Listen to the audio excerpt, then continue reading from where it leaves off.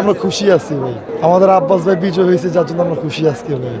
আব্বাস ভাইয়ের প্রতিদ্বন্দ্বী কে ছিল ঢাকা ৮-এর ভিতরে? নাম আজকে কোনো নাম মেনশন করবো না খুশির দিনে ভাই। আর আজকে কিছু বলার না, আজকে সব আনন্দ করবো। ওরা মোপ সৃষ্টি করার জন্য সকাল থেকে ঘুরতেছে, কারণ বাংলাদেশের প্রতিটা কেন্দ্রের প্রায় 80% কেন্দ্র হচ্ছে গিয়া ভোট গণনা ঘোষণা দিয়ে দিয়েছে, কিন্তু ঢাকা ৮ রাত 11টার পর হচ্ছে গিয়া জোর করে ঘোষণা নেওয়া হইতেছে। মানে যেটা সন্ধ্যার দিকে হয়ে যাওয়ার কথা, তারা ঢাকা ৮ যে কোনোভাবে ওয়েট করায় মোপ সৃষ্টি করে হচ্ছে গিয়া ঢাকা ৮ কেন এলোমেলো করা যায় সেই চিন্তায় ছিল তারা। কিন্তু আল্লাহর রহমতে আমাদের আব্বাস ভাই জিতছে, আমাদের আজকে আর কোনো কথা নাই। আজকে বললাম তো পবিত্র দিন অপবিত্র নাম মুখে নেব না। এই আবেগের বিষয়টা হচ্ছে গিয়া, আবেগ জিনিসটা আসলে বলে তো বোঝানো যায় না।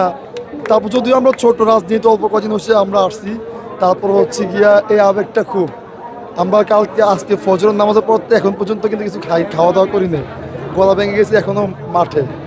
আমরা হচ্ছে গিয়ে আজকের পরিপূর্ণ সম্পূর্ণ সব কিছু শেষ করে পরে বাসায় ফিরবো। আমরা আশাবাদ তারেক রহমান সরকার গঠন করবে, সবাইকে নিয়েই করবে, আমরা আশাবাদ। যখন আমাদের দলীয়ভাবে নির্দেশনা আসবে যে আজকের জন্য আমাদের কাজ সব সমাপ্ত, আমরা তখন বাসায় ফিরবো। আমরা এর আগেও ভোটার ছিলাম, কিন্তু আমরা ভোট দিতে পারি নাই। আমরা এটাই প্রথম ভোট দিয়েছি। আমারও তো ভোট কেন্দ্রের আশেপাশে যেতেও পারি নাই, কারণ আমাদের ফ্যামিলি বিএনপি ছিল, আমরা ছাত্রদল করতাম ছোটোবেলা থেকে, যার জন্য হচ্ছে কি এলাকায় তো বাবা থাকতে পারতাম না আমরা।